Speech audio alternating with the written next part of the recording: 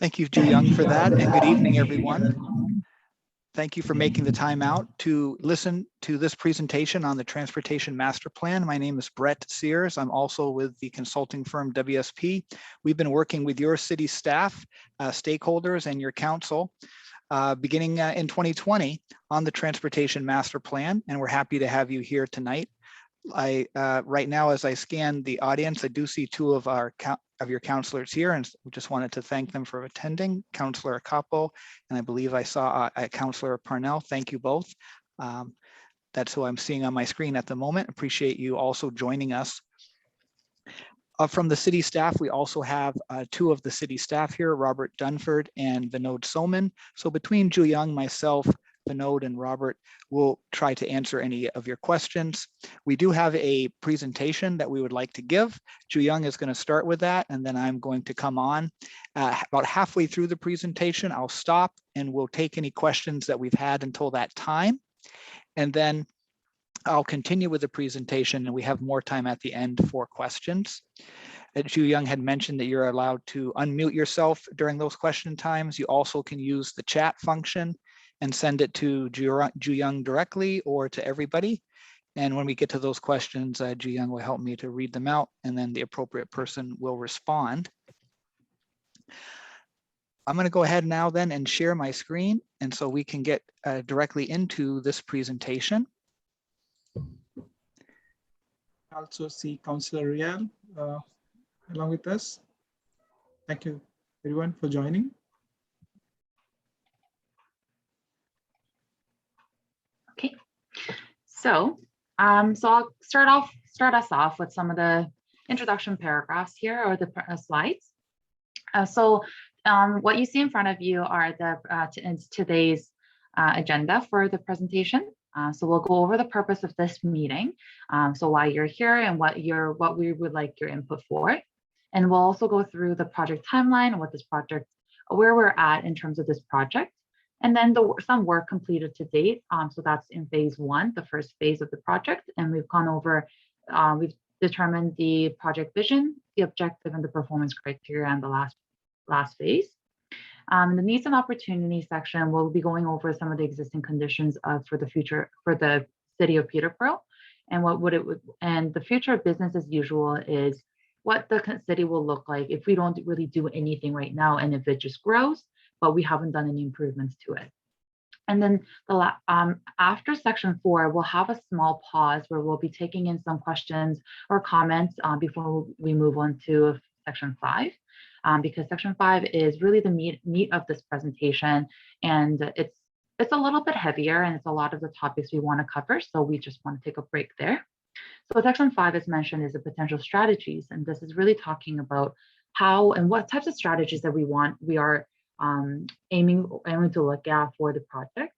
And so those are really this will really guide us towards what the direction of the project that the project is going. And last but not least, we'll have the ending slide of next steps, talking about what we are looking forward to. And so in terms of the purpose of this meeting together, so we want, as mentioned, we want to really remind you of what the vision and the objective of the project was. We got your input from the last phase in order to develop these, and it's the same thing for performance criteria. These 3 items are really the ones that are the foundation of where we are today. So we wanted to give you that reminder as well. And so we also want to present the existing conditions, future growth, and the future business as usual scenarios. We can show you some of the criteria that we've evaluated on those conditions to show if we don't do anything now. And afterwards, we want to look at the potential outcomes of, how it's going to impact the way you travel within the city. And last but not least, we want to present you with some of the strategy options. And really, what's important is we want to get your feedback on what types of strategies that we should be going forward for this project. And so the next section, we have the project's phases and the timeline. So this project is split into 5 phases. We are hoping to have this completed by March 2022. And right now we are in phase 2, sorry. So thank you. If you were part of the project in phase 1, we had 2 rounds of consultation in phase 1 to develop all the vision performance criteria. And right now we are in phase 2. We're doing phase 2 and 3 simultaneously, but really phase 2 is to identify some of the challenges or opportunities that we see. And some of this, and so the strategies and development of the model, the modes share target is what we're really aiming to get to by the end of phase 3. The key date that we need to look forward to is the November 2021 of this year, because by then we're hoping to do a council presentation to provide some of the recommendations key recommendations as part of the project. So that's kind of the introduction that I wanted to give for now, and I'll pass it over to Brett to provide us some of the background information for the work completed today. Thank you very much, Ju Young. I wanted to remind you, everybody, of the vision statement. And just as Ju Young had said, to really thank you, because some of you might have been involved with our initial processes to develop this vision statement. We pretty much started with a blank slate, and we've come up with this, and through 2 rounds of consultation, and then also meeting with your city council this past April. We have a community working group. We have a technical agency, technical advisory committee that's made up of different city department staffs and also a representative from the county, and also a steering committee, and Councillor Capo is on that steering committee, along with one representative from the county and other senior staff from both the county and the city. Through all of this different consultation and then getting the final input from council, this is the vision statement as shown on the screen that we are using for the transportation master plan. As part of that work, we also developed some objectives. How are we going to know if, how are we going to get toward that vision statement? It's a nice vision statement. It's one that we're trying to get a lot of buy-in for, but how do we get there? And so we came up with 5 different overarching objectives. And you can see a description of each of those on the screen, but the categories are travel choices, community building, safe and livable communities, climate mitigation and natural environment, and economic and financial. So those are the 5 objectives that are then leading us toward that vision. And then to even go one level below that, we have developed a series of performance criteria, 34 to be exact, to try to make sure that we are going to be able to meet those objectives and in turn meet the vision statement. Now, the criteria are used in different ways. Some of them, and the ones that we're really focusing on tonight, are to help us analyze strategies. So today we're not talking about a specific project for any mode of transportation. We're looking at a citywide strategy that could address a specific mode of transportation, but not a specific project. Some of these criteria are for specific projects, and some of them are for monitoring. For instance, if the city has a budget to convert intersections to make sure that they have all the AODA requirements for crossing the intersection on foot or walking, rolling, cycling. So that is not something that we would be looking as a strategy or a project, but that's something that the city could monitor. They have a budget, maybe they do 10 or however many per year, and that's something that you could monitor for progress. So we have these 34 criteria that we're trying to use to give us a big picture view on how different strategies would work. Now, 34 is quite a few, so the council has directed that the following criteria be the priorities of those 34. And so we have travel mode shift, safe transportation systems, reduce capital maintenance costs, and meeting climate change mitigation goals. So we have those as the priorities, and we'll be trying to address those in this presentation. As Ju Young had mentioned, we are working on phases 2 and 3 somewhat simultaneously. The first part of the presentation is really on this phase 2, which is to help us to identify the needs and opportunities.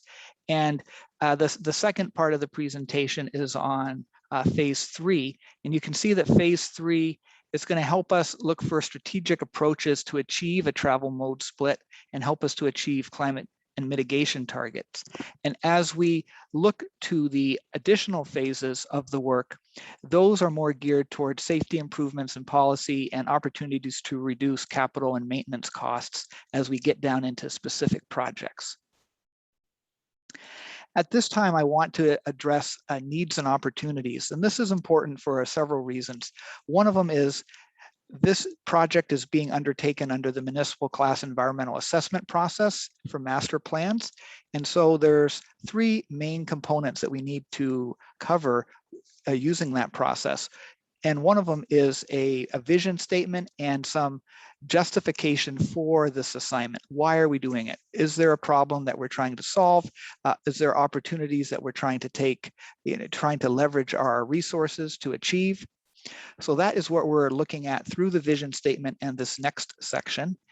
The second part we need to cover is we need to look at different alternative future scenarios. And so as we present those strategies, that is along the line to try to determine what is the different alternatives we want to test and analyze in order to identify the preferred alternative. We don't want to just look at one alternative and not consider any others.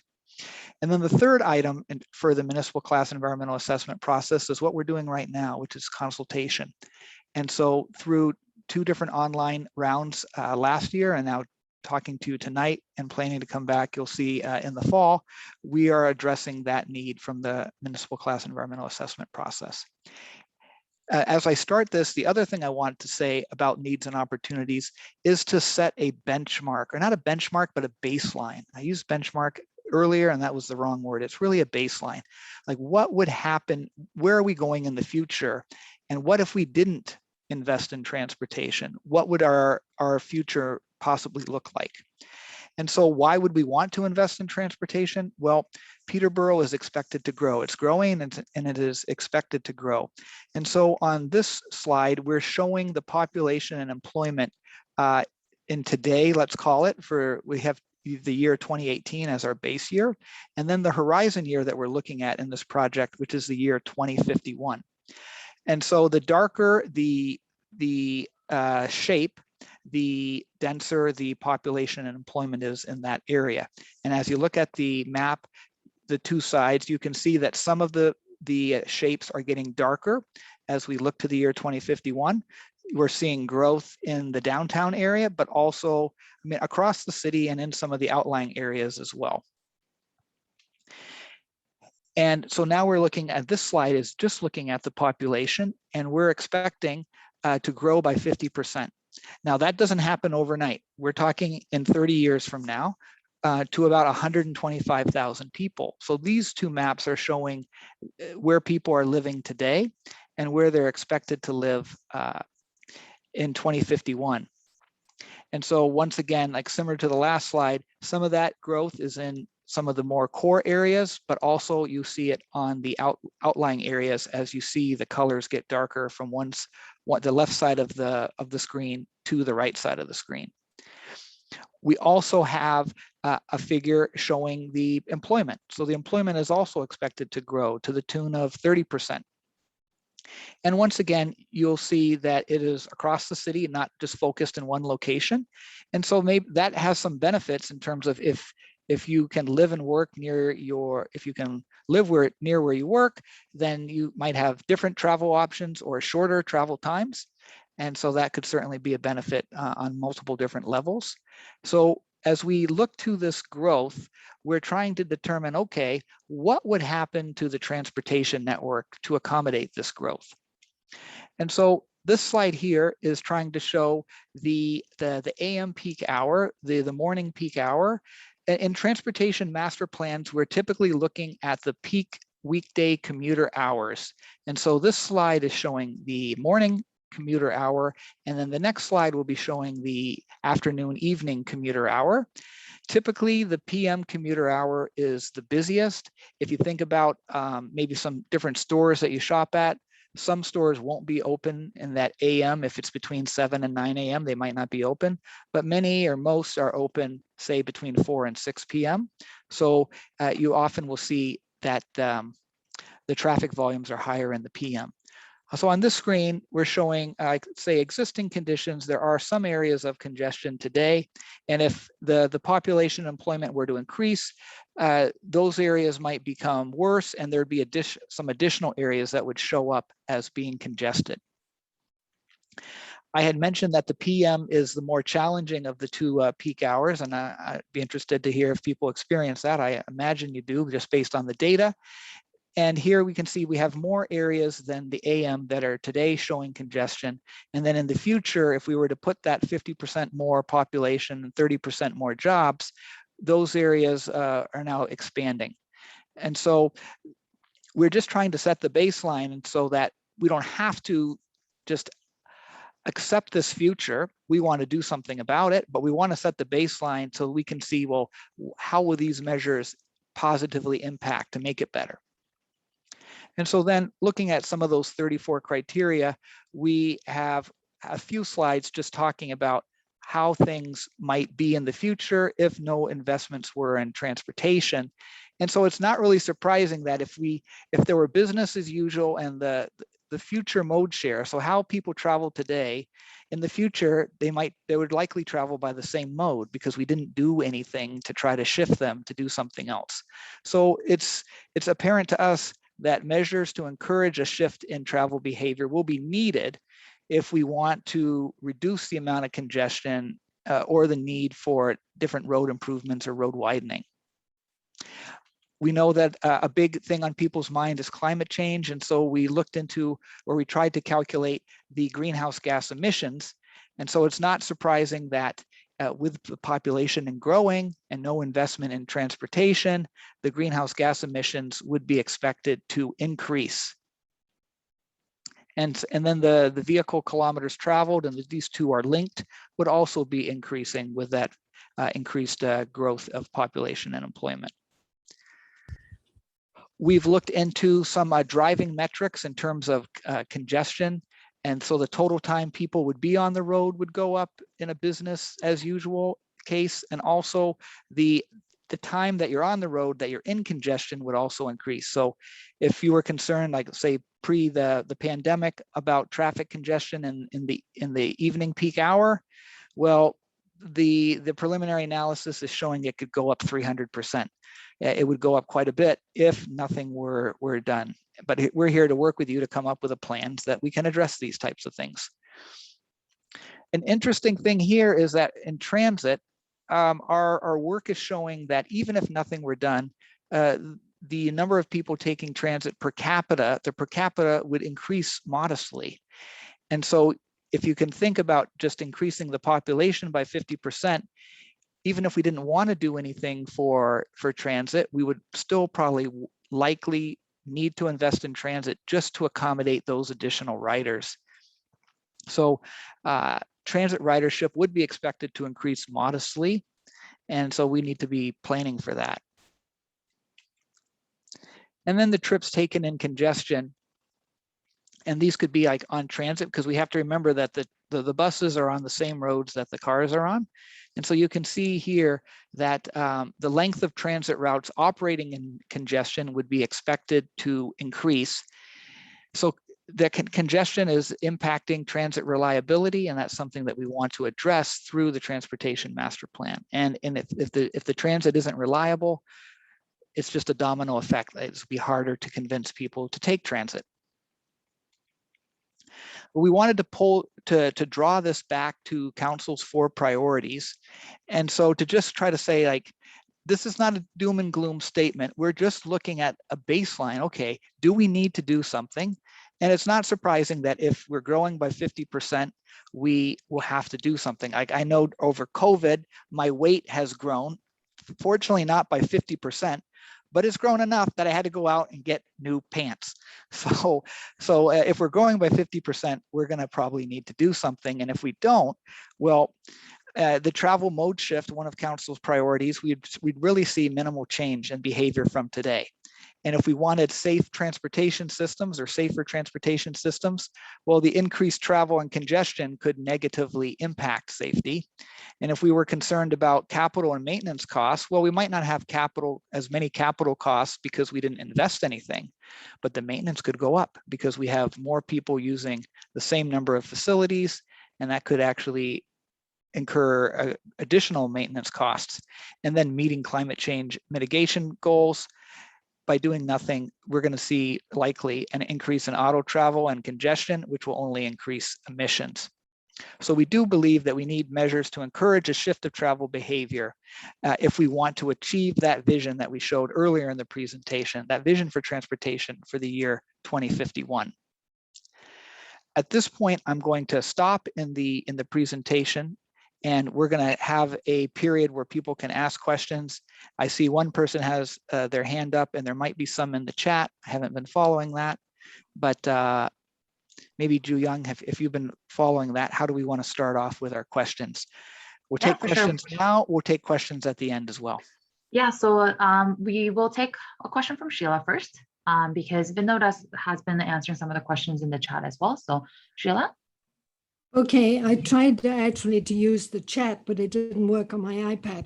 So my question is, are the 4 major priorities ranked? For example, mitigation is for climate change is the 4th one. And I think in the light of the latest IPCC, I think I would suggest that should be number 1 and everything else should be secondary to mitigation for climate change. And thank you for that comment. And that is those are the types of input that we want to hear. One of my colleagues can correct me if I'm wrong, but these were not put in an order on purpose. We just have typed them onto the screen, and I don't think we necessarily put the travel mode shift to be number 1. I know that that's important how we label these things, but these have come out as the 4 council priorities. So we're looking at them as the top 4, but we're not necessarily saying 1, 2, 3, 4. Okay, thank you. Matt, you had asked a question in terms of the data that we are using. So did you have any other follow-up questions on that? You have your hand up. Yeah, so the follow-up question wasn't so much on the one I asked before, and just for the benefit of everybody else, it was more of a statement I made before that I was asking whether the congestion model was based on pre-COVID conditions, because obviously we are seeing, I would say, a worldwide shift right now for people to work more remotely.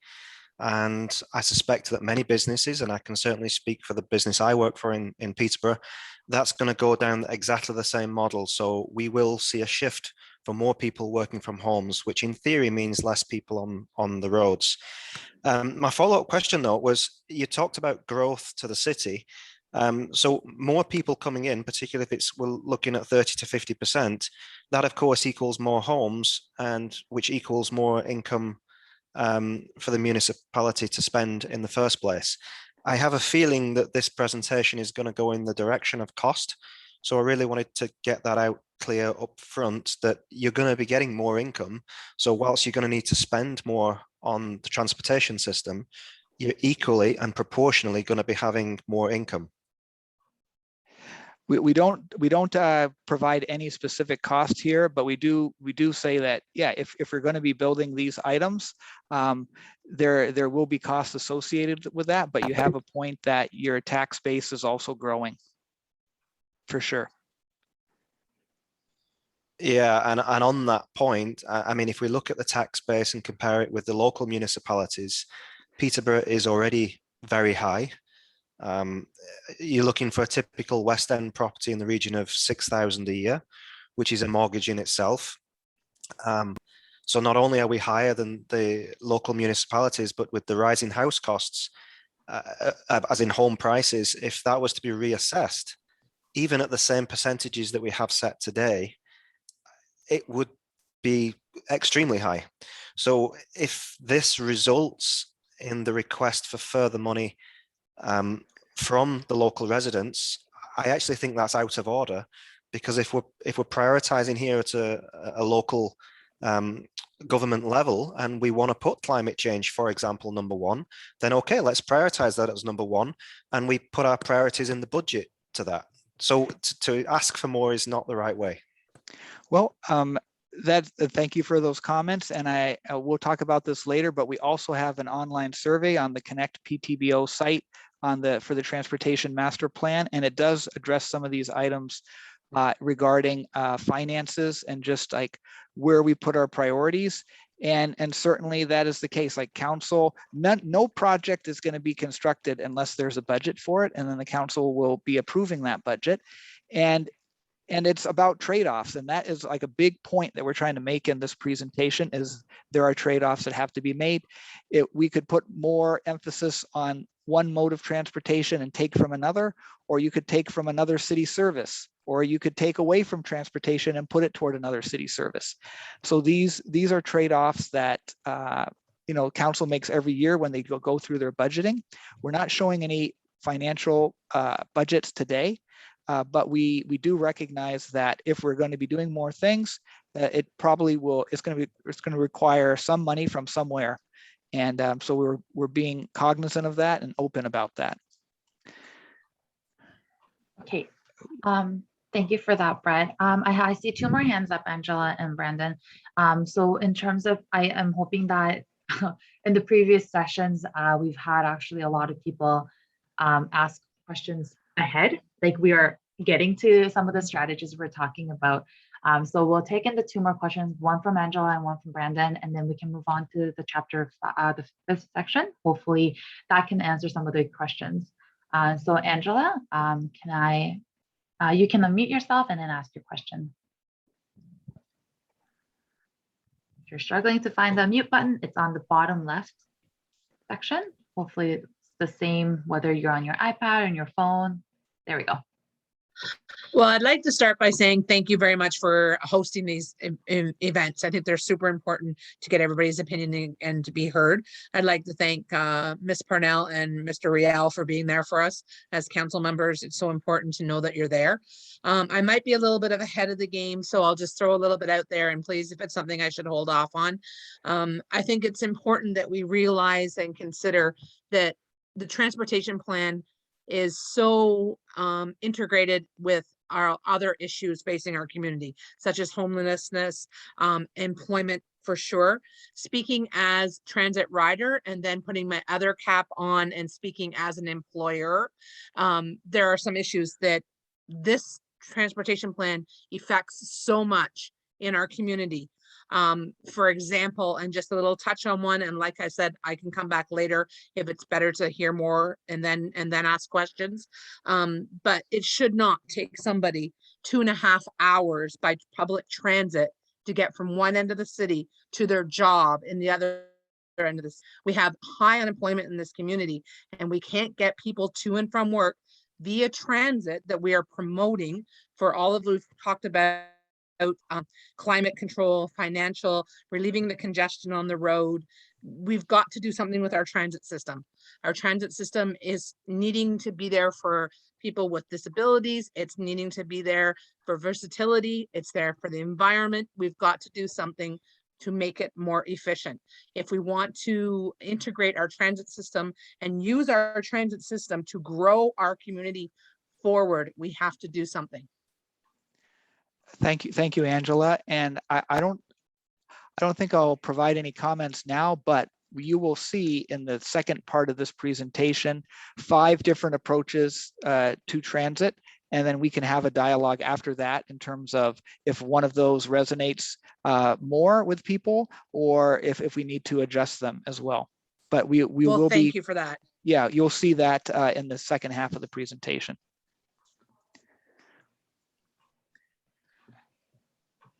Brennan, you can go ahead. Great. Thank you for hosting this meeting. Really appreciate it. And thumbs up to Angela for bringing up the transit issues. Our daughter had a part-time job that she spent more time getting to and from than she was actually employed for. And her job was at the opposite end of the city. So a couple of questions about building this plan, there's a lot of development going on in the fringes of Peterborough, some outside the city limits. We live in the north end, and just to the north of us, there's new development on the top end of Hetherington Drive. There's plans for subdivisions across woodland that is outside the city limits. There's huge development on Lily Lake Road, again on the fringe of the city, Television Road. And right now they look like they're direly underserviced.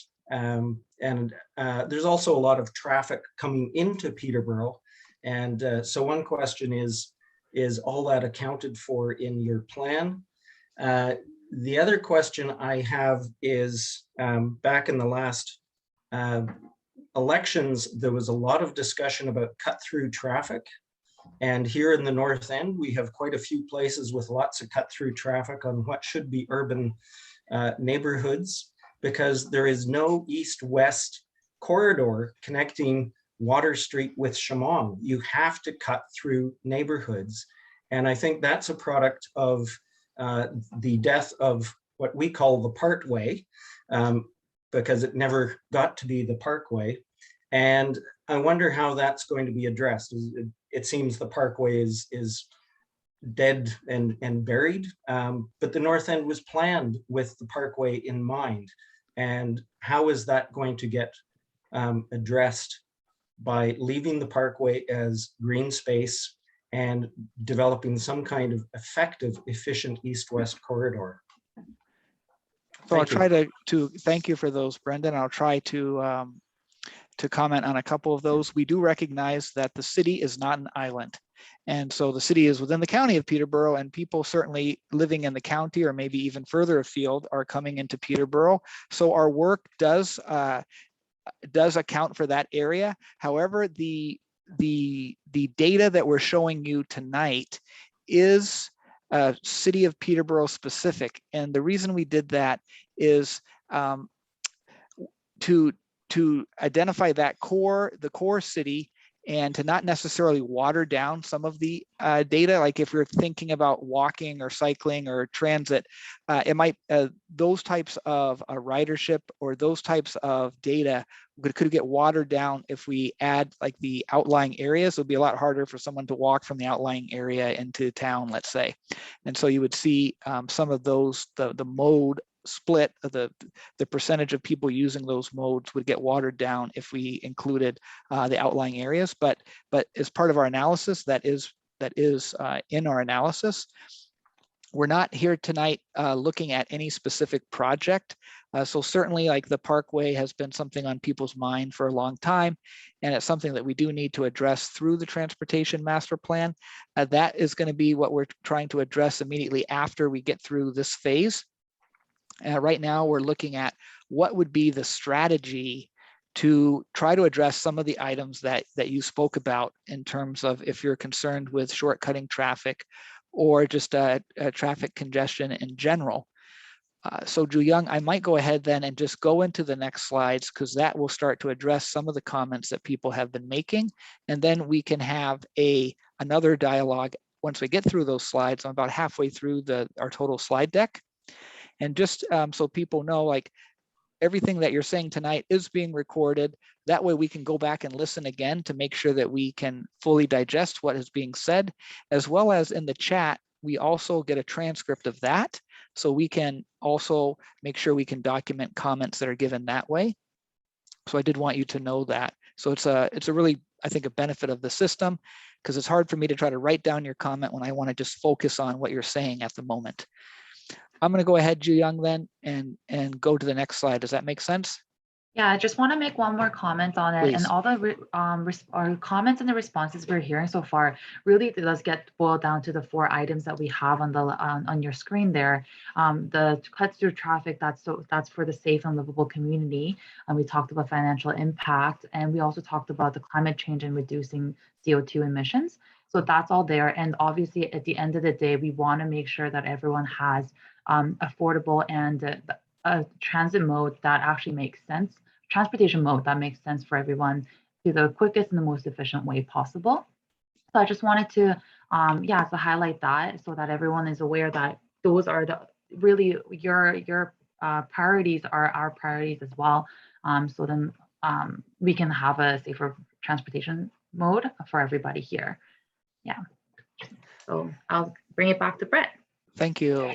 So now we're getting into those potential strategies to encourage a shift of travel behavior.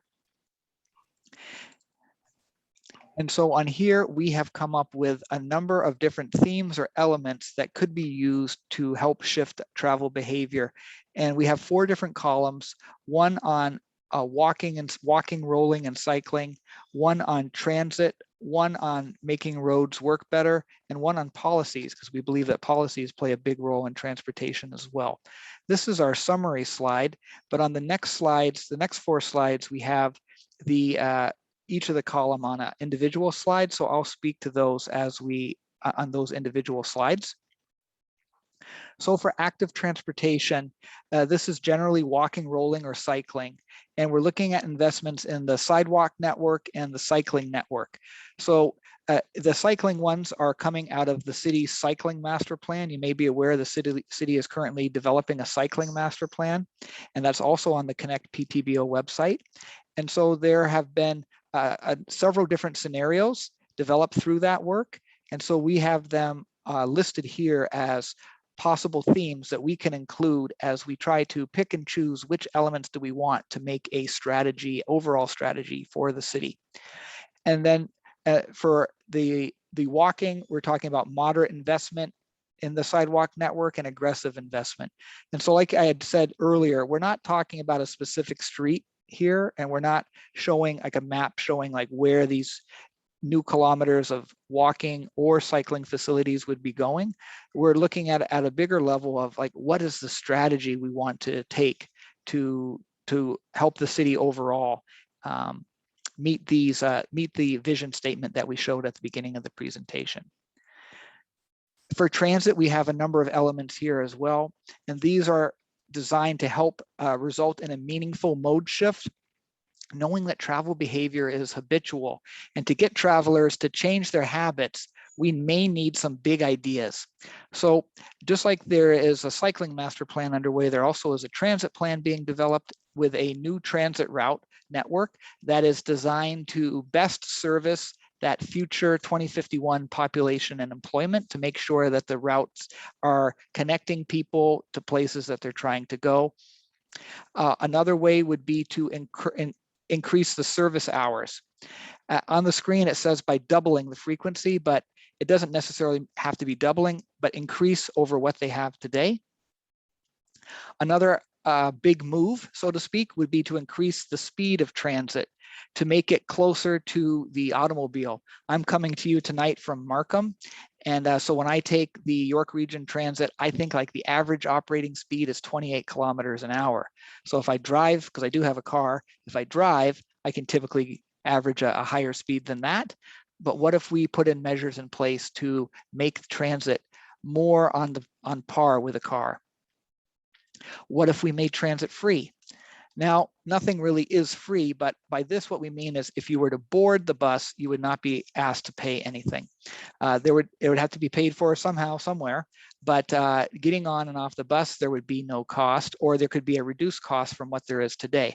Is that a way to encourage people to take transit? And there also are other elements of that in terms of like equity. That could be, some people have already spoken to this here tonight, in terms of that could be a more equitable way to enable people to get to jobs across the city. Speaking to climate change mitigation, we could put in emission-free fleets. Now, this might not encourage people to take transit, but it would help to address these concerns with climate change. And then exclusive transit lanes. So that is one of those measures that we are looking at to see, well, can we increase the speed of transit? Here in Markham, where I live, the government built a bus rapid transit route where they have lanes that only the bus go in and no cars go in at all. So they can go right to the front of the line if there's a red signal. For the road network elements, the autofocus elements range from safety improvements to the street network, or to new or widened streets, intersection improvements, or emerging technologies like connected or automated vehicles, and road improvements primarily focused on safety. One of the items here in terms of intersection improvements, some people will be like, I have a red signal and there's nobody coming from the other way that has green. What's going on here? So those are things that can be modified to try to improve traffic flow. It's fairly complicated because everything has a ripple effect, but there are different things that we can do to the road network, and some of them actually will benefit transit as well, right? The transit's running in the same lanes as the cars, so if the car is stuck in congestion, the transit is in congestion as well. And then the final one, final column that we showed were some potential policy elements. So these can be related to parking regulations. In the past, there have been parking minimums. You have to provide a minimum level of parking on your site for your development. In today's age, people are looking at the opposite, parking maximum. We don't want you to provide too much, and we're going to limit what you are allowed to provide. There could be an increase in parking rates or expansion of areas where paid parking is enforced or required. Congestion charge. Now that's typically only done in some major cities, like I think of London in the United Kingdom, where you implement a charge to travel in certain areas or during certain time periods of the day if you're in an automobile. It might be a far-fetched idea for Peterborough, but again, we're looking to 30 years down the line. And so we didn't want to exclude this from the conversation because we feel it is a way like that we need to do something drastic if we want to encourage and see a shift in travel behavior. And then adjusted land use approach. One of our people commenting tonight were saying growth in some of the outlying areas. Well, we could put in measures to limit the growth in greenfield areas and redirect it to intensification areas. That could have a benefit to transit. You have more people along a transit route. So these are different elements that we see could be put together in different combinations to create a strategy to help us meet that vision that we presented earlier. Before I get into some strategies, we wanted to show just a preliminary assessment of some of the items that we've been considering to see if can an individual element result in a shift of travel behavior. And so back to one of my previous comments, these data are for the city of Peterborough only, and we're looking at that PM peak hour, which is typically the busiest hour in Ontario. And so we said, okay, what if we doubled the frequency of the bus? So if the bus comes every half an hour, in the future it'd come every 15 minutes. Would that, if we doubled the frequency, would we double the ridership?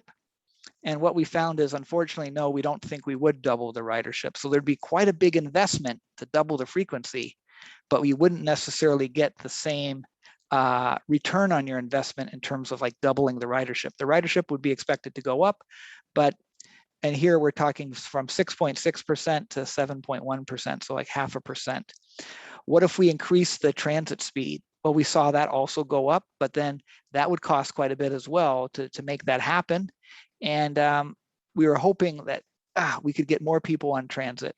Or what if it were free?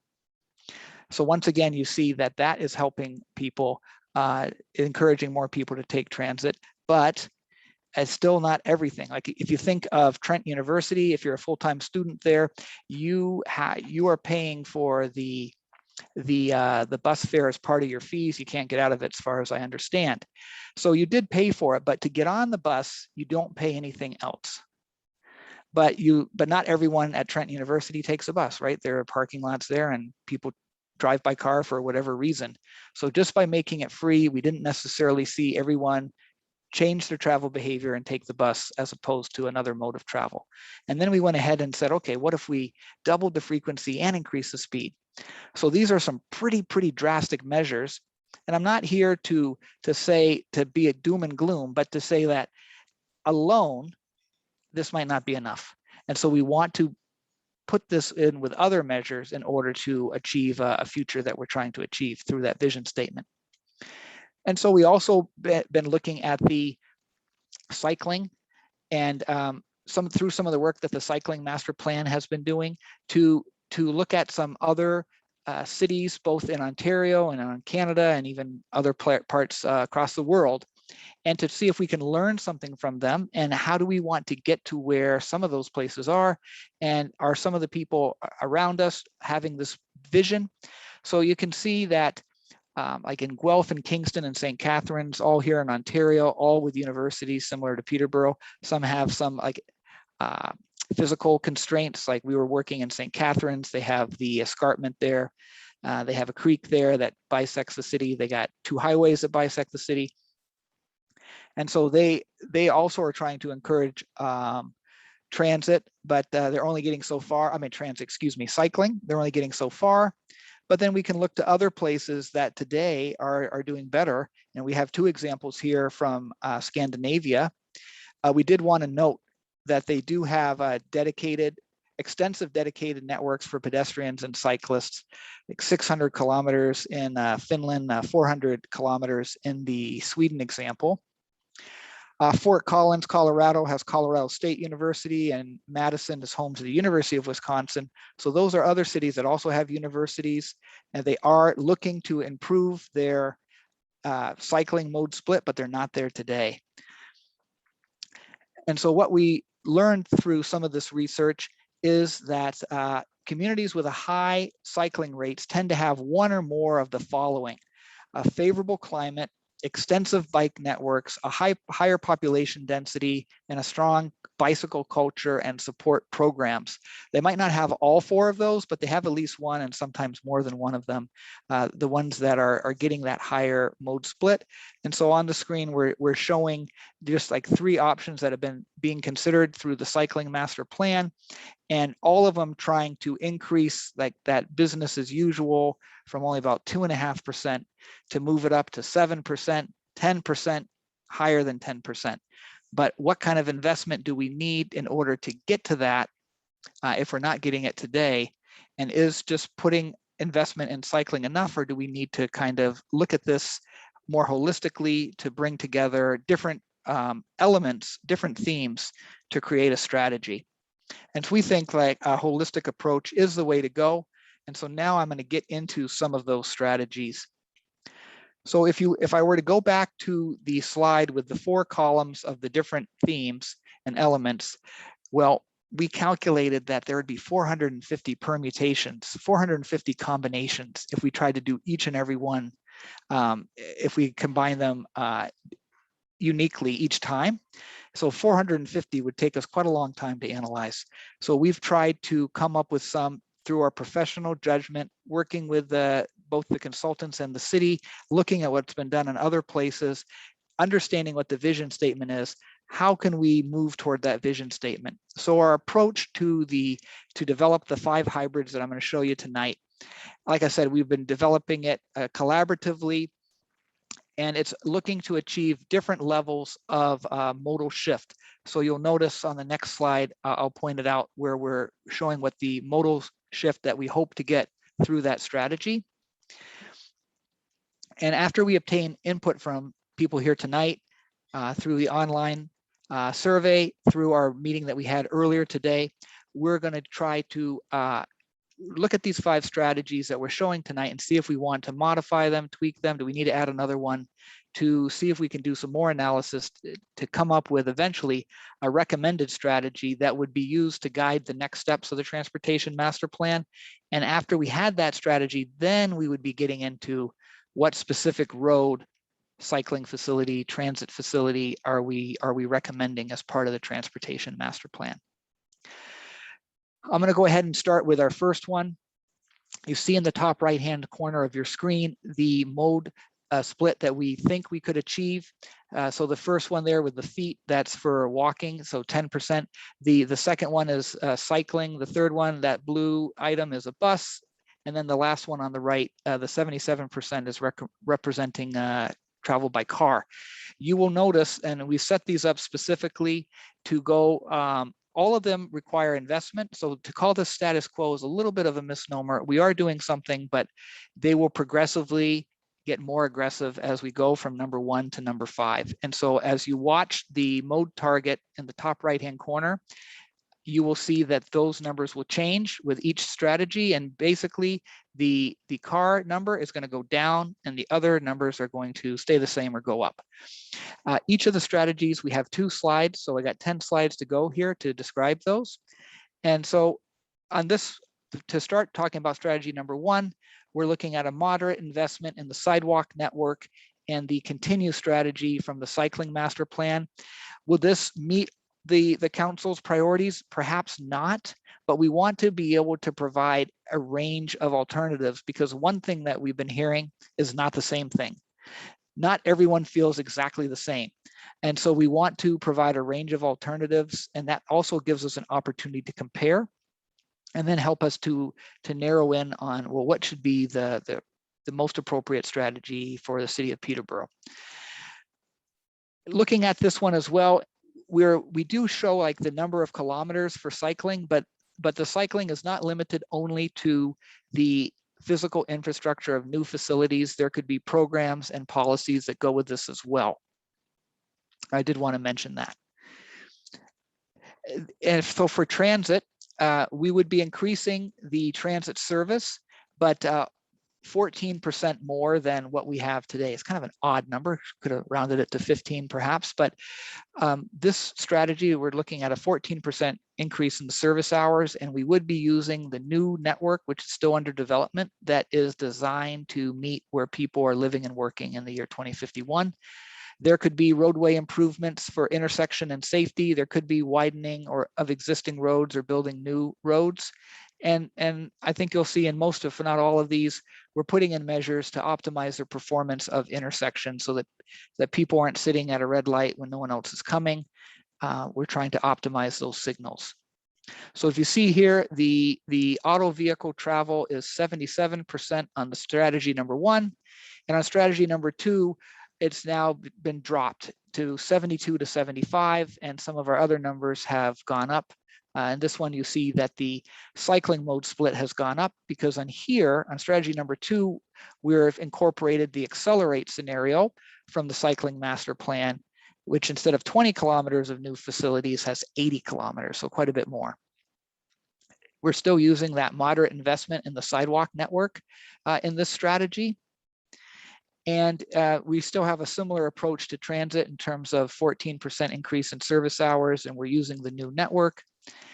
A number of different things for the roadway. Something new in this one is infrastructure improvements that prioritize projects that benefit the transit service.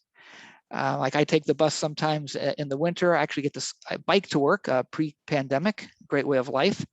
But if I'm not biking, then I would take the bus, and I have to transfer. And so anything that would benefit the transit service to make sure I can make the transfer is a big benefit to me, because everyone hates it when you miss your transfer, right? Because the bus is late or something happened, and then you miss the transfer, and then you have to wait for the next one to come. And especially me, if I'm taking it in the winter, it's going to be cold. And that just makes you not want to take transit if you can find another way to travel. So we're trying to address those things through the transportation master plan and the transit plan that's under development. Hybrid strategy 3. So now we've gone from 72, 75% people driving to 68 to 71%. These are what we would hope to achieve. We're still doing the analysis to see if we think we would actually make it. And so here we have a moderate investment in the sidewalk network, the accelerate scenario for cycling, but now we're putting in some policy work here as well. So can we increase parking costs in the downtown to encourage higher transit use? Now we have to be careful with this, because we're not trying to make it so that people don't go to the downtown and instead go to a big box store or elsewhere to shop or to do their different business. But this is like one lever that we can control in terms of public parking, the cost of parking. There's been lots of research on how that will affect the way people travel. I'm in Markham. If I were to drive during the day to downtown Toronto, it's like over $30 if you're in like one of the core business areas. And like, gee whiz, I can go for half of that cost if I take transit. So maybe I'll consider doing that instead of driving. So these are something that would help to support transit if we looked into parking regulations. Also to help support transit, before we were showing a 14% increase in service hours. Now we're showing a 43% increase in service hours, so that the peak hours would be riding every 15 minutes. I know the bus that I took, they improved it from 28 minutes to 21, and it made the world of a difference. It doesn't sound like a lot maybe, but it made a big difference in terms of being able to catch that transfer and just reducing the overall travel time. And roadway improvements. So in this shift strategy, we have a number of different items. So we'd be prioritizing safety improvements and enhanced transit travel time. There could be some expansion of the road network, primarily to address safety issues, but we might need to expand the road network either through widening or a new project. Intersection improvements, and here you'll see trying to use technology to our benefit. And so the city has been trying to pilot some of these already. So our smart signal program, once again, to have like a green wave, so you can travel like in the morning and in the afternoon to get in and out of where people are working, let's say, or going to school, to help reduce delays and emissions, right?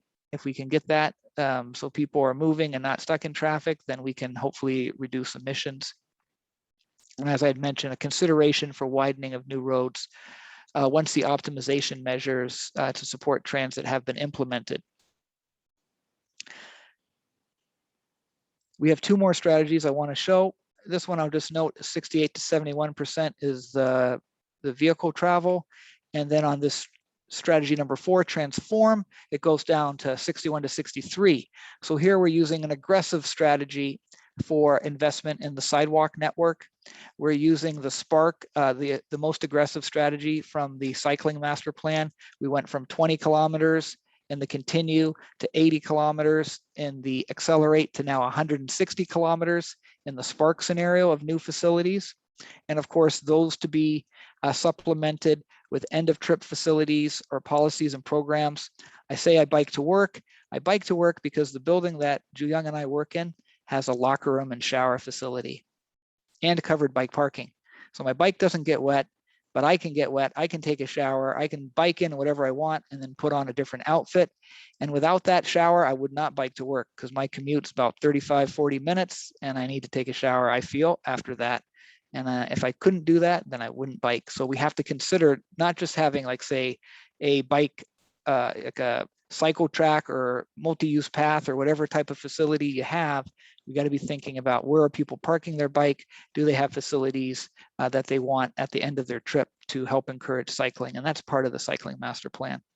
We have some policy development, the parking regulations, increase the cost of parking in places where it's currently being collected to park on public parking, and intensification of land use to limit future growth in greenfield areas and redirect it into built-up areas along the arterial and collector road network, where intensification and higher densities would help. It really would help to support the transit and maybe like the walking, rolling, and cycling. So this is the beginning of the hybrid strategy. And then as we look to transit and roadway, we've gone from 14% to 43%. Now here we're showing a 71% increase in the service hours. And so like in the peak hours, you'd be looking at service every 10 minutes on key corridors or 15 minutes elsewhere. And then a number of different roadway items, but we're shying away here from building new roads or widening.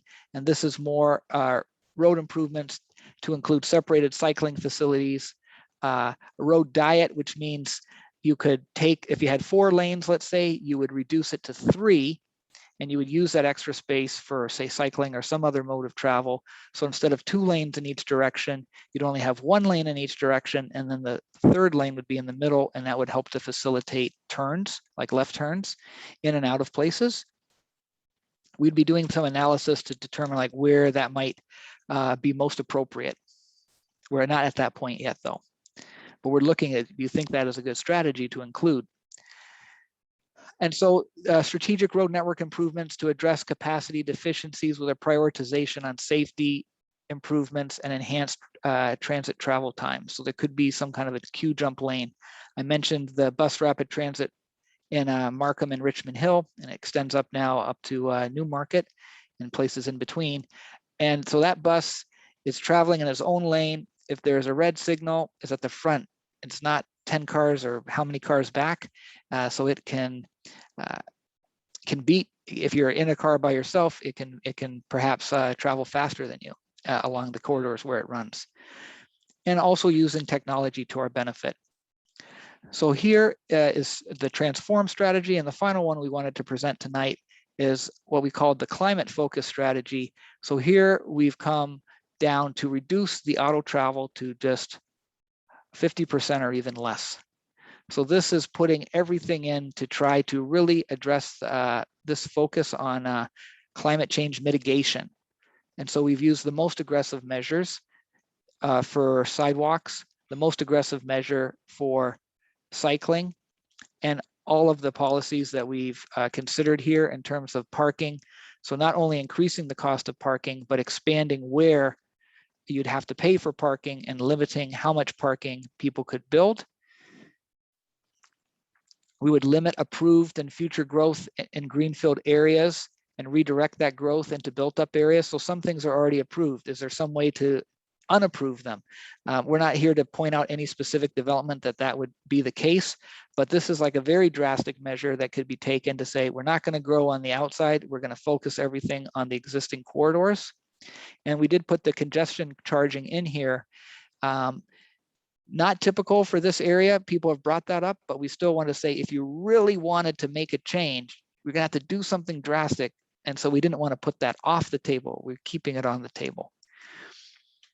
And so combining that with the network, the transit network, the future network, and then more than doubling the frequency that you have today, 120%, so that you're having 10 to 15 minute frequency on all routes all day.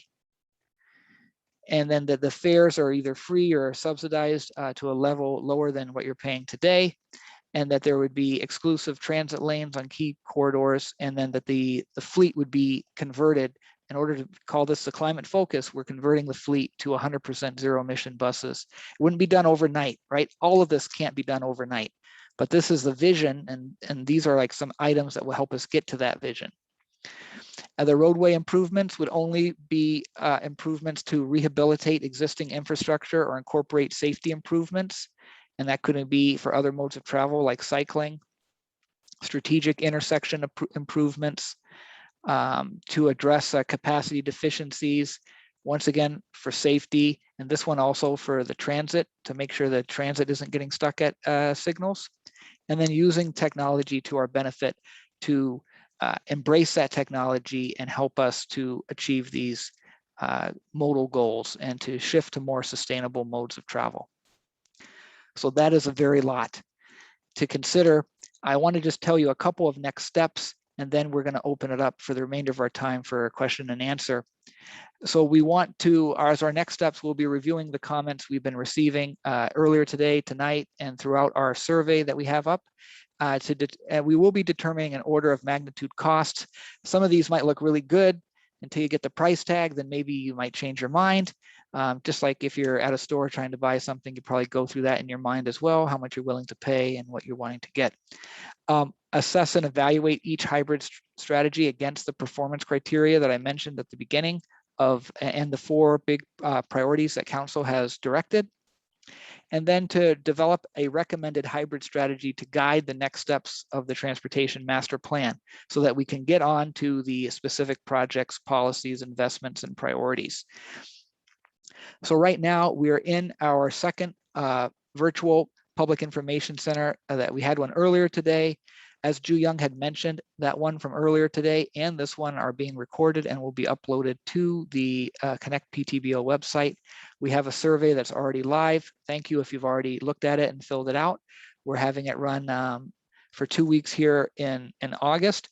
We welcome your comments at any time, but we're on an aggressive schedule to get to Council with some recommendations in November. So we'd like that feedback as soon as we can so that we can be incorporating that into the work that we're doing, because we do plan to have a similar meeting like this. Will it be online or in person? The future will tell us. I don't want to, it might probably be, it certainly will be online, And then depending on how the whole situation goes, we'll follow all the public health directives as appropriate to determine how we can best reach you. But I do expect it to be online at a minimum, and that will be coming in the fall. With that, Ju Young, I'd like to thank everyone for attending, and to go back and say, we can take comments on the most recent slides. If something came up in your mind about the first half of the presentation, we're happy to have a dialogue here. Thank you. I know I see a lot of questions in there. I try to answer some of them as the best of my abilities in the comments. So I see a hand up, but I know there was one question that we didn't get to the last time around, and that was from Jasmine, and her question was, what emphasis is being put on rail?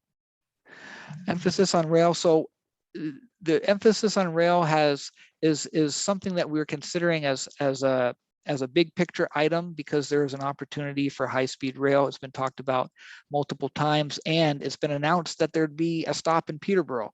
And so that could help facilitate tourism. It could help facilitate travel for work, either from Peterborough into the Toronto area or vice versa. So that is something we are considering, and we're trying to gauge the impact. Because although like some people might take it, the question would be, would enough people take it to make a difference, a noticeable enough difference? But it certainly is something that's being considered, especially because there's already been an announcement with Peterborough having one of the stops. And we're trying to just gauge, like, what impact would that have? Would it be enough? Would enough people be using that to be noticeable if you're traveling in Peterborough? Thank you for that, Brett.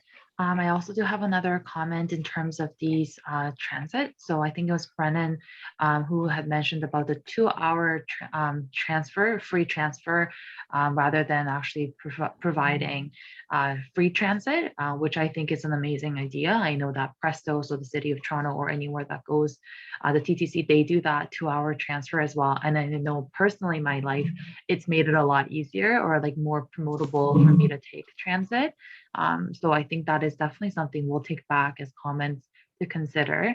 And just on the related note, there was also a comment in terms of providing or encouraging students to be taking transit. So one of the considerations we have thought about was actually providing free transits, maybe doing a step-by-step, because we know Kingston does that, providing free transit for up to high school students. So that is something we are definitely considering. We have heard before to be able to push more towards cycling and transit instead of getting them out of their cars. So those are the really good questions we've had. So I will start taking in a few more questions as well. We'll go back and forth between some of the hands up, and then we can engage you guys a little bit more. And as I can go through some of the questions as they come along. So Matt, you had your hand up first. If you would like to unmute yourself and ask your question. Sure, thank you. So I noticed one of the main objectives is still focused around finance, and you kind of did touch on it on your last slide that it is a next step, so I acknowledge that. But you're equally asking us to give comments tonight based on 5 strategies when we've no idea of the magnitude between one strategy and the next. So I noticed, for example, there could be a 20 or circa a 20% shift in vehicles on the road, as in cars, between the first and the second. But if there's 100-fold difference in the cost to achieve that, then the invest it doesn't make sense. So it's really difficult to get meaningful feedback tonight without having an idea, an appreciation of what it means to the bottom line for all of us, including the municipality. And so I would address, I'd like you to take a look at the online survey that we have on that Connect PTBO website, because we have some very specific questions where we don't actually give a specific cost, and we just don't have it. If we had it, we would give it to you. We don't have the cost here tonight, but we do want people to try to grapple with some of these trade-offs of, like, would you be willing, we don't say like how much more would you be willing to pay if it were to start to address those climate change objectives? Would you be willing to pay more to help the climate change mitigation? That's like a question that we're trying to ask, because like I had said, we've heard lots of different things and not everyone is feeling the same way. And so we're looking for that feedback. We don't have any financials tonight. It's something that we are working on, and certainly by the time we come back, we need to have some of those high level costs. It will be high level because we haven't come up with each individual specific project at this point, but we do want to be able to give order of magnitude costs. So I don't have it tonight. I would give it gladly if I had it, but we will be following up in the near future with that. Yeah, I think that's what I'm after, not necessarily specifics, but if, you know, if strategy 2 is twice the cost of strategy 1, strategy 3, you know, is that 10 times the cost and so forth, just to get an appreciation. Because, you know, asking for the question, for example, would I be willing to pay a little bit more? Sure. What's a little bit more? $1 a week, or are we talking $100? It's so wide open. It's incredibly difficult to answer. And we will endeavor in our next round to be able to provide a better sense for those types of costs. Thank you for that. So I'll read off one of the comments on that I didn't ever really think about. It's from a Nowicki. And it said the most of the largest shopping centers are not walker or cyclist friendly. In fact, some of the largest shopping plazas in the North End are surrounded by a fence, so that forces shoppers to enter by the driveway. And so that way, the comment was that this thinking needs to change and to encourage walkers. And I think one of the comments, maybe I can kind of give a preliminary, is that as this can be something that we can take up as part of the policy strategies. So for the developers and for any of the shopping districts, there needs to be, this is just kind of thinking off the top of my hand, is to provide that connection and pedestrian and cyclist connectivity for the shopping centers. That's definitely something that, yeah, we can consider. And maybe Ju Young, I'll just add to that, because a similar type of question came up at our noon session today. And in the relation of, well, if you're increasing parking costs in the downtown, will that drive people to a big box, say on Lansdowne or other parts of the city? And so the parking we were talking about is public parking and so the big box retail, their parking is private, but it could be something that the city needs to explore in terms of how people are providing parking. If there would be a way to charge for parking uniformly across the city, and then also just like the orientation of sites in terms of, well, is the building set back behind a sea of parking, and are there fences that prevent you from walking in easily? Can we get buildings to orient closer to the road so that it would be more conducive to someone who got there via transit or by foot or by bike? So these are part of those policy items that Ju Young was talking about that need to be considered carefully in order to help facilitate travel by other modes. Ju Young and I have worked together for 3 years, and she knows I like to tell stories. My wife's birthday is in February. One time I took the bus to the shopping mall to get her a gift for her birthday, and it was a bitter, bitter cold day. And I just, for some reason, assumed that the bus at the bus center at the shopping mall would be close to it. And lo and behold, of course, it was on the far end of the parking lot. And I had to walk all the way across the parking lot, the wind and just bitter cold. And do I want to take the bus there again? No way, right? And so we're talking about land use a little bit, but we also have to think about even site design in some ways in terms of, can you put the bus close to the building or bring the building close to the road to try to help to also facilitate more sustainable travel. Thank you for that, Brett. I'll take on the next question from Sheila. I don't want your hand falling off from waiting for so long. Thank you. Yeah, again, I can't seem to use the chat to send my question. Yeah, Brett, you've talked a few times about not knowing the cost of things, and it seems to me that's pretty crucial. particularly I'm thinking of the retirement of the old diesel buses and the need to get electric vehicles, electric buses, and the other needs for the city, the garbage collection and so on, electrified. When will City Council know? Because I know you're looking for input by August 20th from the citizens, and I think Council is going to be asked to decide things by November. So are the considerations and discussion around electric buses, is that part of the mix in your work? So in terms of the cost, we're planning to come back in the fall, and it's going to have to be the early fall for us to go to council in November. So I'm hoping that by the end of September, we will have some high level costs for these strategies. And just a moment on the electric buses, we have not costed that. However, the federal government has come out with a grant program where transit providers can apply for money to help to elect. They have I don't remember the number, but it's in the billions to electrify or to move to to move away from more polluting buses to less polluting buses. And I apologize, I don't know if the city is pursuing that at this time, but I am aware of other cities who have been submitting applications to get a piece of that funding. So we have to remember that. I mean, even if it comes from the federal government, we all pay for it indirectly eventually, but maybe it's spread over a much bigger group, right, than just the city of Peterborough. So there could be opportunities like that, because some of these issues of climate change are not unique to Peterborough. They're thinking about it on the provincial level and on the federal level. Of course, yeah. Well, that's very useful information. I'm sure our councillors will want to pursue that. I know we do. Thank you. Yeah, thank you.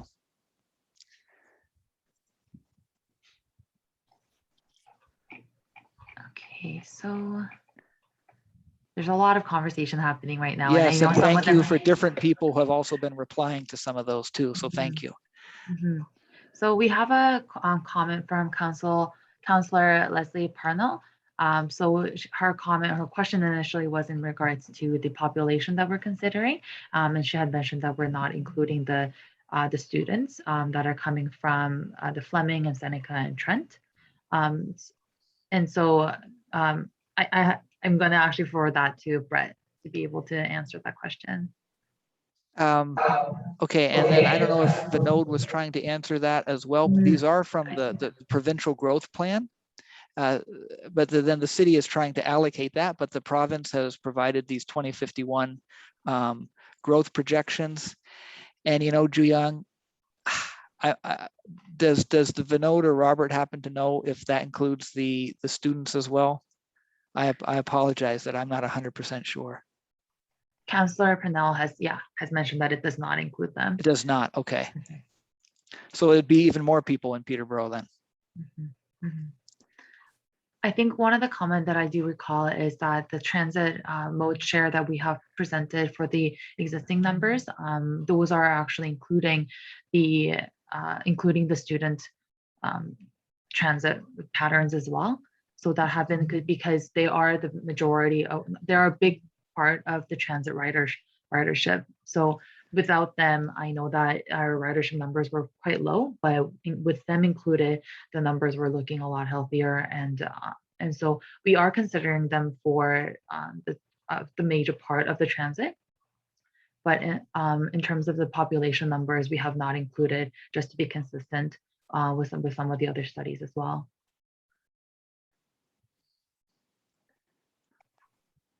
Okay, and I have a hand up from Angela. Hi there. I do have one observation or one critique.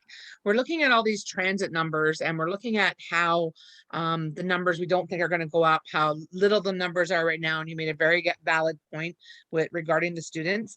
However, I think we're overlooking the fact that why those numbers are slow, why those numbers are so low. We have very, very poor routes. We have no accountability as routes connecting. We have no way, people don't have a way of knowing where they're at with transit routes. We see transit routes that are running buses down the same street that are empty. Like, we just don't seem to, like, we're making such predetermined judgment on what's going to happen with transit when we haven't looked at the issues of why transit is not where it should be at this point. I mean, you can't have people getting to the terminal waiting to be onto another bus and that bus never showing up and then shelling out $20 or $30 on top of their bus pass to get to work because there's not a bus there.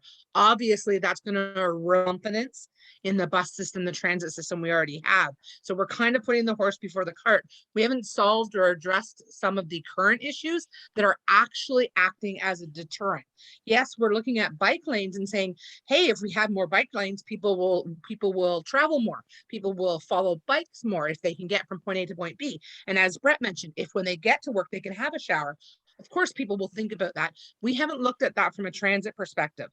I would like to say the same in my opinion with street. We're looking at the big picture of what we need to do to fix streets. We could accommodate some of the issues by simple restrictions. Not as much on-street parking in neighborhoods. Most of the new modern neighborhoods have parking for 2 to 4 vehicles in their actual driveway. Why are we allowing cars parked on the road? Why are we allowing garbage bins on the road? Why are we allowing piles of gravel to sit for a week in front of somebody's house on the actual road? That's creating people's traffic moves as well. If you look at Chemong Road, for example, we've talked many times about the Parkway and north-south route. If we just aligned Chemong Road, if we organize the traffic lights, if we stop the cross lane turning, for example, the Tim Hortons on Chemong, the Starbucks on Chemong, they're crossing an active lane of traffic from the left to cut across instead of going 2 or 3 more yards up the street and actually using a traffic light. There are so many things that we're overlooking. And I think in some of the ways, yes, it's great to have this ambition, but we need to see where the errors are before we try and create a new scenario. And thank you for those comments. And just to talk about a couple of them, this is we're using different tools, and one tool is a transportation model, and the city has invested a lot of time and resources into developing it, but it's only a model. And one of the jokes, and I don't know if it's even a good joke, Ju Young, but I always say is, I see the suit on Brad Pitt and I see it on me, and it doesn't look as good on me, because like he is the model and I just don't quite fit. I don't have that same physique. It just doesn't look as good on me. And so we're looking to the future, but we're not certain.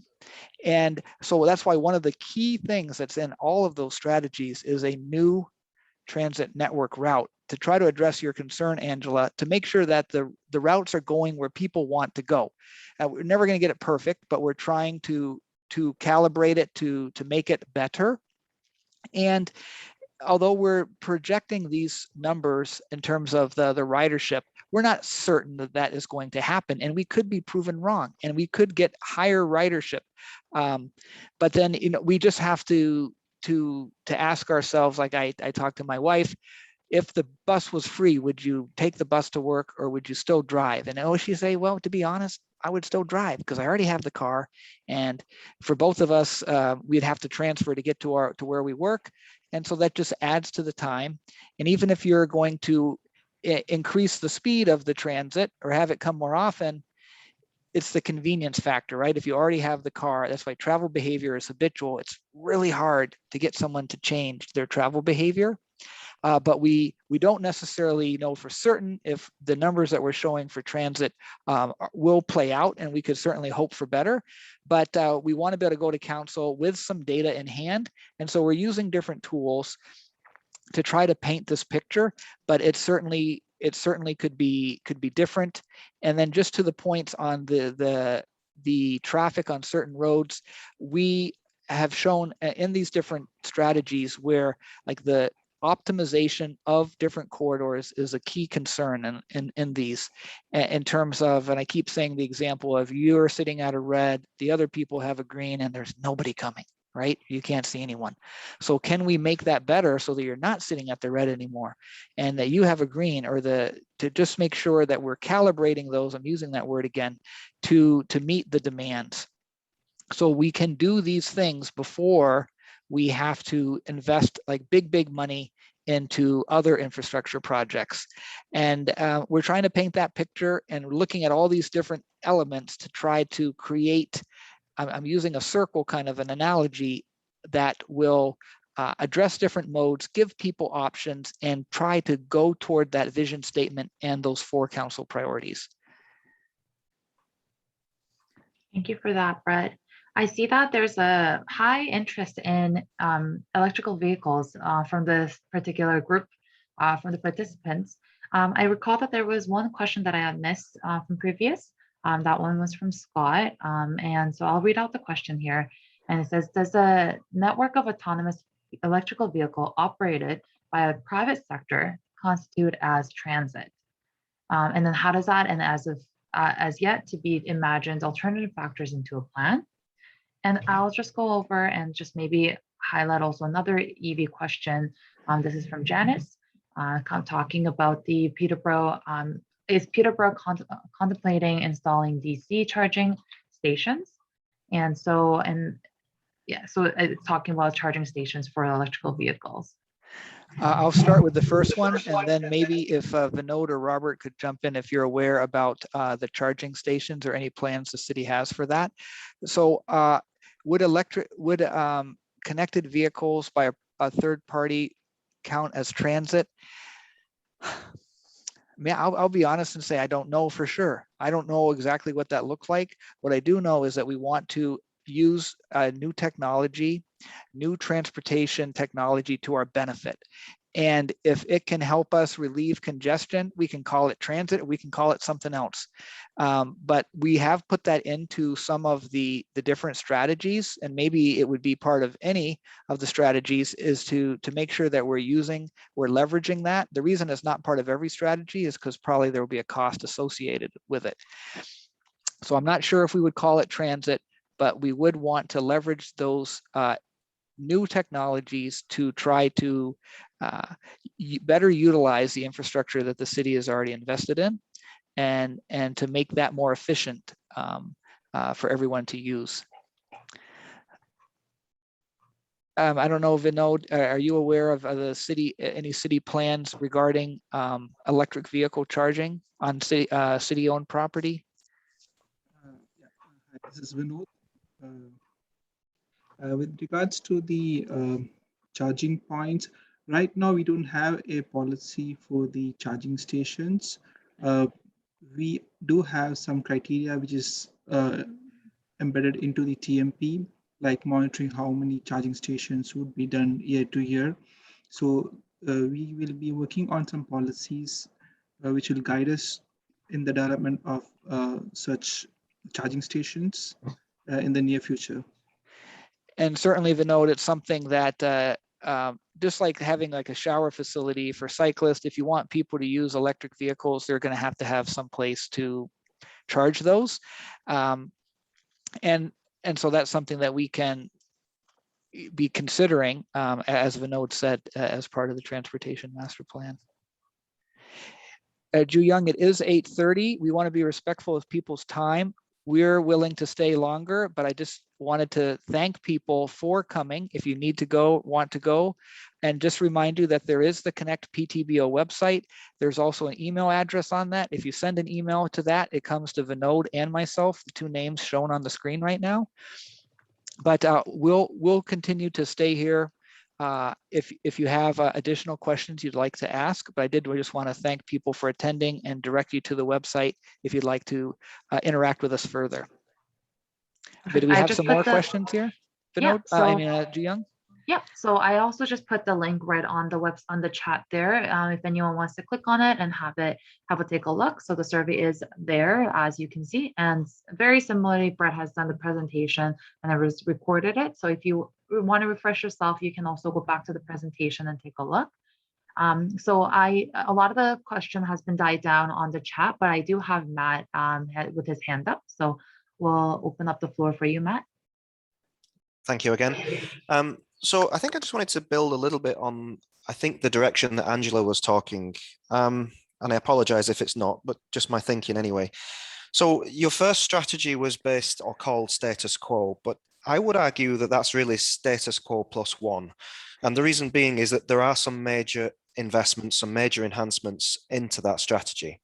So is there any consideration being given to status quo. I mean, what I mean by that is that the roads that we have today are not fit for purpose. A lot of them are disgraceful, to be honest. There's a lot of the degraded, bad to drive on, damaging for vehicles.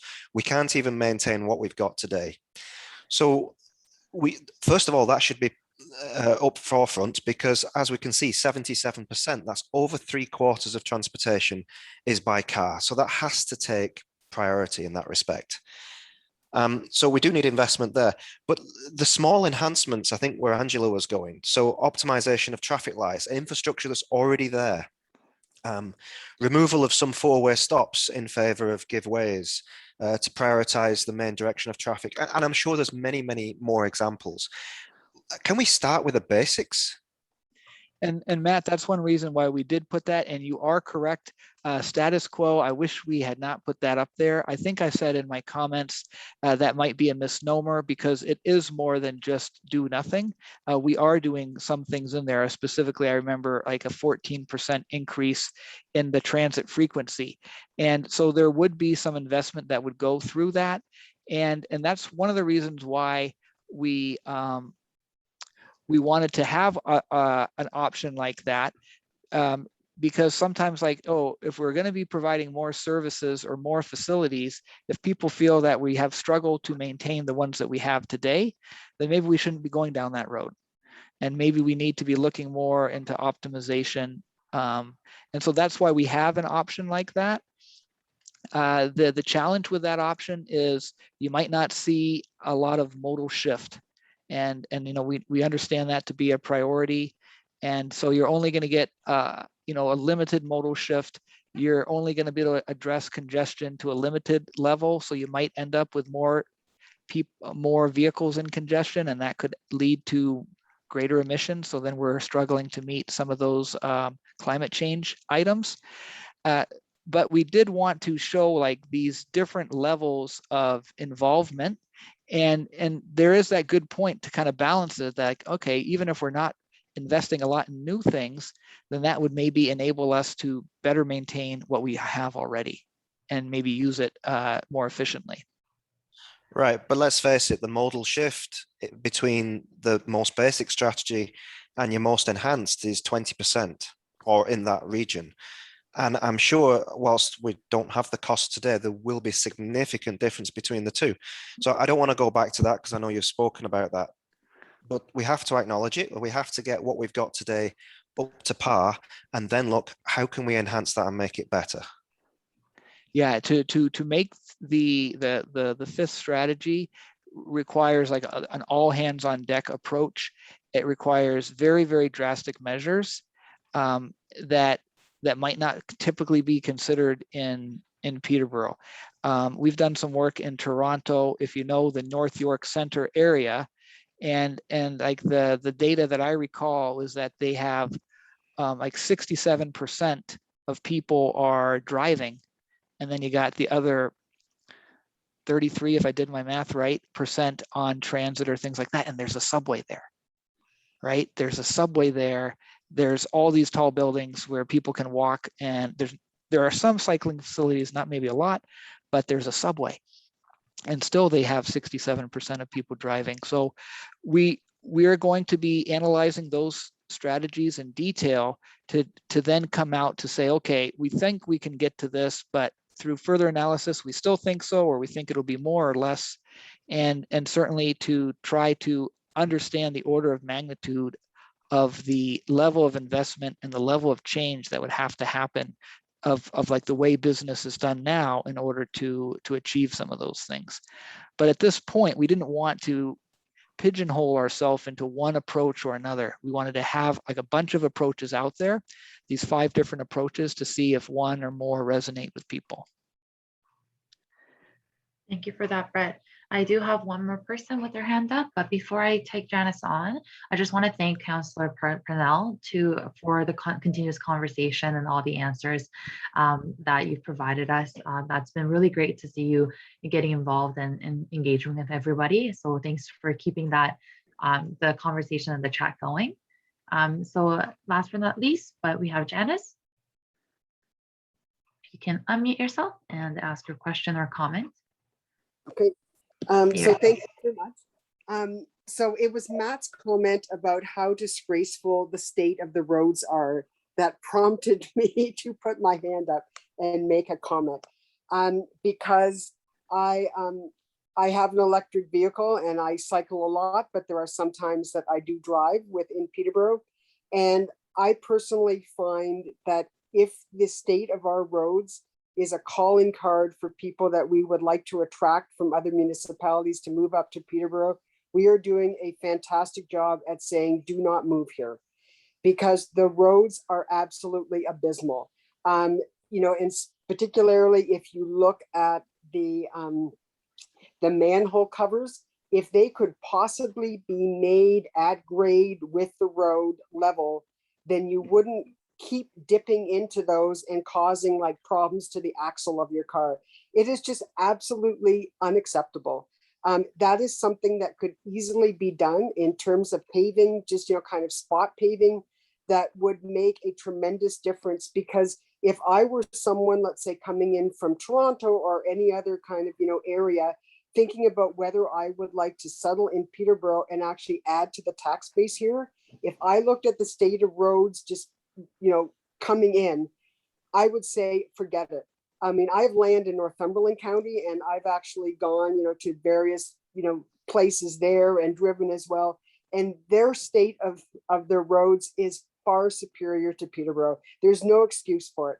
So that's my first comment. And thank you, Matt, for saying that, because I always feel every time I drive, I think I'm going to kill myself, because of the state of these roads. And then the second question is very specific, but I'm just going to get it out here because of just what happened 2 days ago. So I live in the old post office building, so just right at the end of Lewis Street, where of course they're doing the work on the new park. But what constantly happens is that people that come out of that parking garage, the King Street parking garage, do not seem to realize that some of us actually walk and bike and even drive into, the back parking lot of our building. And they come out of the parking garage without looking. And literally one person missed me by about 2 inches, and she gave me a look as if, what the hell are you doing there? And I said to her, I said, I live here. This is my neighborhood. This is my street that I use to get into my building. And she just gave me this look like, you shouldn't be here. And so that's part of the primacy of kind of car drivers, but it's also a problem of signage. And I think that is a perfect example of there needs, I don't know what's going to be happening with that park, but we've had Lewis Street cut off for at least 3 years now. And so we are putting ourselves at danger. This is not the first time this has happened, that it would be great if there was some signage, to even instruct people coming out of the parking garage, please, watch both directions, because they just feel they have the right to come out and, whatever happens to people walking along, they don't care. So I'm just going to put that forward, that is a complaint, because it really frightened me 2 days ago when it happened again. And thank you for those comments. And this, we said multiple times, it's being recorded, so we can take down those comments. And there's a couple of city staff here. And it's certainly like your last comment on the access point does sound like signage is needed. And if there is signage that needs to be bigger or enforced somehow, we won't be addressing an issue like that in the transportation master plan, but we're still here to listen. And like I said, we have a couple of city staff here, and they can take those comments back.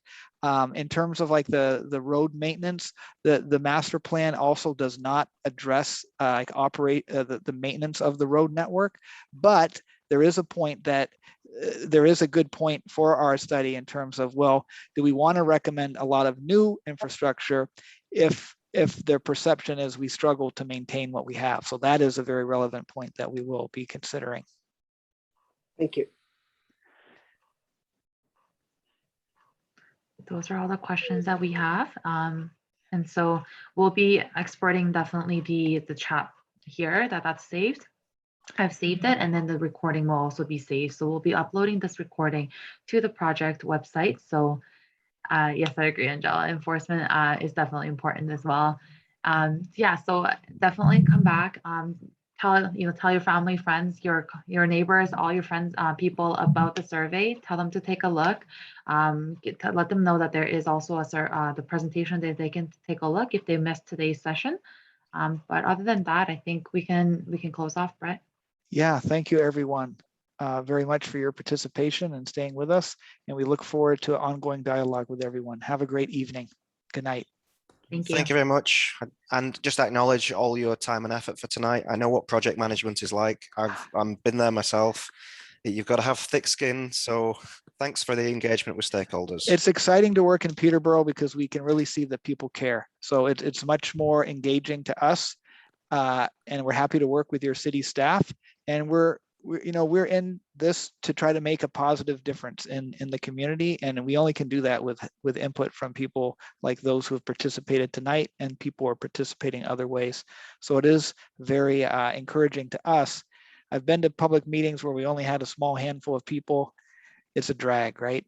So thank you for your comments there. I appreciate that, and appreciate everyone coming out. Thank you. Have a good night, everyone. Good night. Good night.